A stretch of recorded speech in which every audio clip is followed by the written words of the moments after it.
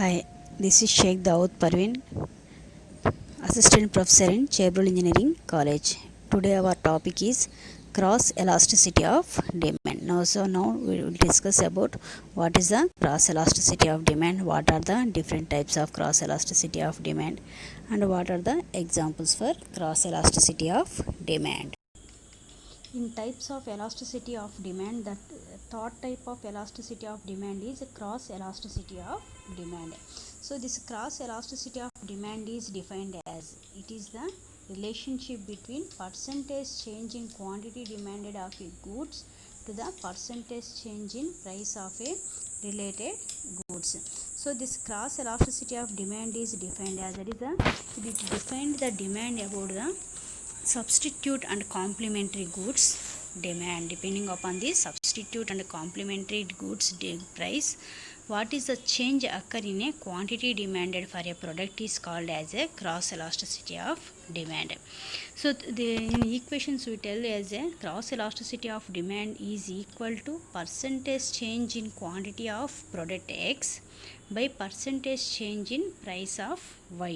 అంటే ఇక్కడ మనం అబ్జర్వ్ చేస్తే మనకి ఇక్కడ cross elasticity of demand relationship ఎలా చెప్తుంది అంటే, మనం ఒక ప్రోడక్ట్ యొక్క క్వాంటిటీ అనేది అంటే ఎక్స్ అనే ప్రోడక్ట్ యొక్క క్వాంటిటీ డిమాండ్ అనేది దేని మీద డిపెండ్ అయ్యిద్ది అంటే వై అనే ప్రోడక్ట్ యొక్క ప్రైస్ మీద అనమాట. అంటే ఇక్కడ ప్రోడక్ట్ వై అనేది సబ్స్టిట్యూట్ ఆర్ కాంప్లిమెంటరీ గూడ్స్ అవ్వచ్చు.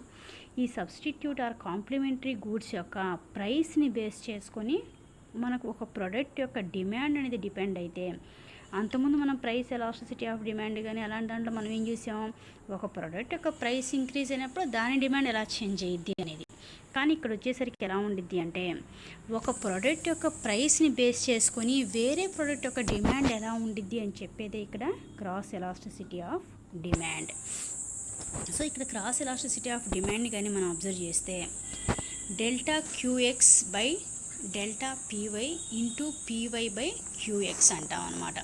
అంటే ఇక్కడ క్యూ అనేది క్వాంటిటీ డిమాండెడ్, పీ అనేది ప్రైస్ ఆఫ్ ద ప్రోడక్ట్ అనమాట. అంటే ఇక్కడ మనం అబ్జర్వ్ చేస్తే క్యూఎక్స్ అంటే ఎక్స్ ప్రోడక్ట్ యొక్క క్వాంటిటీ డిమాండెడ్లో చేంజెస్ని డెల్టా క్యూఎక్స్గా తీసుకుంటాం.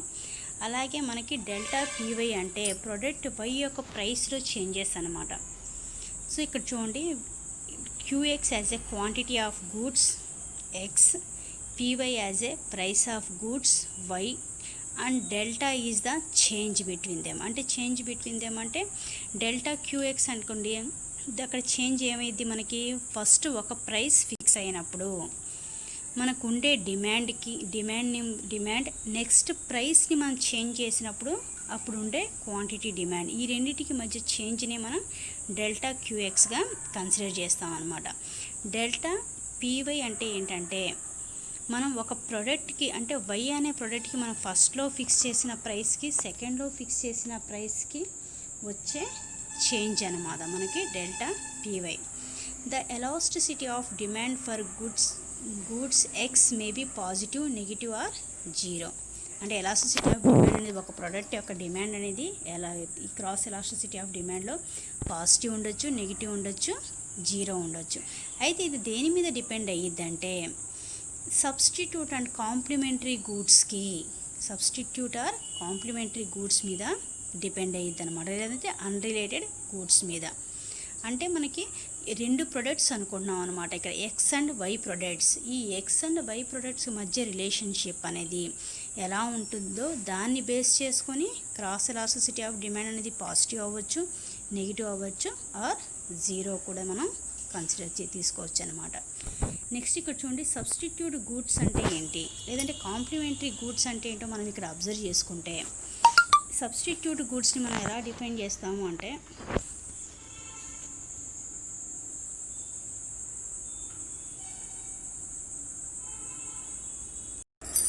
Before discussing about positive, negative and zero cross elasticity of demand, first of all we discuss about what are the substitute goods, complementary goods and unrelated goods. Substitute goods are the goods that is depending upon these goods for a particular product's demand changes, so those goods are called as a substitute goods. The best example for substitute goods are tea or coffee. Tea is a best substitute for coffee and coffee is a best substitute for tea. అంటే మనం tea and కాఫీని సబ్స్టిట్యూట్గా ఎందుకు అంటున్నాం అంటే, suppose winter సీజన్లో తీసుకున్నాం అనుకోండి, మనకి ఏదైనా హాట్గా తాగాలి అని అనుకున్నప్పుడు మనం దేనికి ప్రిఫరెన్స్ ఇస్తాం, టీ ఆర్ కాఫీ. అయితే ఇక్కడ ఏంటంటే టీ యొక్క ప్రైస్ ఎక్కువ ఉందనుకోండి, కాఫీకి డిమాండ్ ఇంక్రీజ్ అయింది.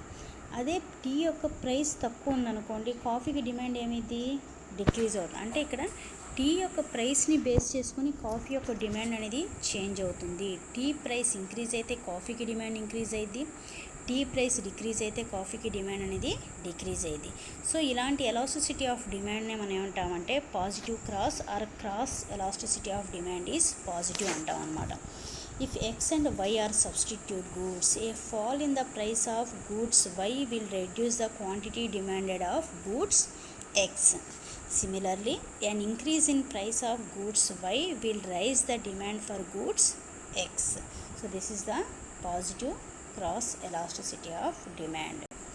Next, if you observe this positive cross elasticity of demand in a graph, that is for in a graph we observe the product X as a tea, product Y as a coffee. If you take tea in x-axis and coffee price on a y-axis, quantity demanded of tea on a x-axis and price of a product, price of a coffee on y-axis. Depending upon the coffee price, the quantity demand for X changes. If price Y increases, quantity demanded of tea increases, that means X. If price of Y decreases, the quantity demanded for X decreases. So this is a positive elasticity of demand. Second one, complementary goods. So these are all called as a jointed goods. If two goods are jointedly demanded, rise in price of one leads to a fall in demand for other. So those are called as a complementary goods. Rise అంటే ఇది ఇక్కడ మనకి రెండు goods అనేవి జాయింట్గా డిమాండ్ని మనకి జాయింట్స్గా చూపిస్తే అలాంటి దాన్ని మనం కాంప్లిమెంటరీ గూడ్స్ అంటాం అన్నమాట. అంటే ఒక ప్రోడక్ట్ యొక్క ప్రైస్ అనేది రైజ్ అవ్వడం వల్ల దాని ఎఫెక్ట్ అనేది, ఒక ప్రోడక్ట్ యొక్క ప్రైస్ అనేది రైజ్ అవ్వడం వల్ల దాని ఎఫెక్ట్ అనేది డిమాండ్ మీద డిపెండ్ అయితే దాన్ని మనం ఏమంటామంటే కాంప్లిమెంటరీ గూడ్స్ అంటాం అన్నమాట. Rise in the price of cars will bring a fall in their demand together with the demand for petrol. అంటే ఇక్కడ మనకి కార్కి పెట్రోల్కి ఉన్న రిలేషన్షిప్ అనమాట. సపోజ్ మన కార్ ప్రైసెస్ ఇంక్రీజ్ అయినాయి అనుకోండి, ఆటోమేటిక్గా ఏమైంది, పెట్రోల్కి డిమాండ్ డిక్రీజ్ అయింది. ఎలా అంటే కార్కి ప్రైస్ ఇంక్రీజ్ అయిందనుకోండి, కొనే వాళ్ళ నెంబర్ తగ్గిద్ది అనమాట. ఎప్పుడైతే ప్రైస్ ఇంక్రీజ్ అయిందో డిమాండ్ డిక్రీజ్ అయిందో, ఎప్పుడైతే ఈ కార్కి డిమాండ్ డిక్రీజ్ అయిందో ఆటోమేటిక్గా పెట్రోల్ పర్చేసింగ్కి డిమాండ్ కూడా ఏమైంది, డిక్రీజ్ అయ్యిద్ది అనమాట. A fall in the price of car will rise the demand for petrol. Suppose మనం ఒక కార్ యొక్క ప్రైస్ని మార్కెట్లో తక్కువగా ఉంటే పర్చేస్ చేసేవాళ్ళు పెరుగుతారు, కాబట్టి కార్కి డిమాండ్ అనేది ఇంక్రీజ్ అయ్యిద్ది. అట్ ద సేమ్ టైం పెట్రోల్కి డిమాండ్ కూడా ఏమైంది, ఇంక్రీజ్ అయ్యిద్ది అనమాట. సో ఇలాంటి సిచ్యువేషన్లో అంటే ఒక ప్రోడక్ట్ జాయింట్ గూడ్స్ ఏదైతే ఉందో, కాంప్లిమెంటరీ గూడ్స్ ఏదైతే ఉందో దాని యొక్క ప్రైస్ ఇంక్రీజ్ అవ్వడం వల్ల మన ప్రోడక్ట్కి డిమాండ్ అనేది డిక్రీజ్ అయితే, అలాగే జాయింట్ గూడ్ ఆర్ కాంప్లిమెంటరీ గూడ్స్ యొక్క ప్రైస్ ఇంక్రీజ్ అవ్వడం వల్ల మన ప్రోడక్ట్కి డిమాండ్ డిక్రీజ్ అవ్వడం, అదే డిక్రీజ్ అవ్వడం వల్ల మన ప్రోడక్ట్కి డిమాండ్ అనేది డిక్రీజ్ అవ్వడం, ఇలా జరిగితే వాటిని మనం ఏమంటామంటే negative cross elasticity of demand. Negative cross elasticity of demand. So ఈ నెగిటివ్ క్రాస్ ఎలాస్టిసిటీ ఆఫ్ డిమాండ్ని కానీ మనం గ్రాఫ్లో అబ్జర్వ్ చేస్తే, rise in price of car Y from OY to OY one, the demand for X falls from OX to OX one. Demand show negative cross elasticity of demand. ఇక్కడ ఏమవుతుంది, మనకి OY price ఉన్నప్పుడు కార్స్కి OX demand ఉంది, అదే మనకి price increase అయ్యి ఓవై1 అయినప్పుడు ఇక్కడ డిమాండ్ ఏమవుతుంది, ఓఎక్స్1 అవుతుంది అనమాట. అంటే ఇక్కడ ప్రైస్ ఇంక్రీజ్ అయితే డిమాండ్ డిక్రీజ్ అవుతుంది, ప్రైస్ డిక్రీజ్ అయితే డిమాండ్ అనేది ఇంక్రీజ్ అవుతుంది. సో దీన్నే మనం negative cross elasticity of demand అంటాం అనమాట.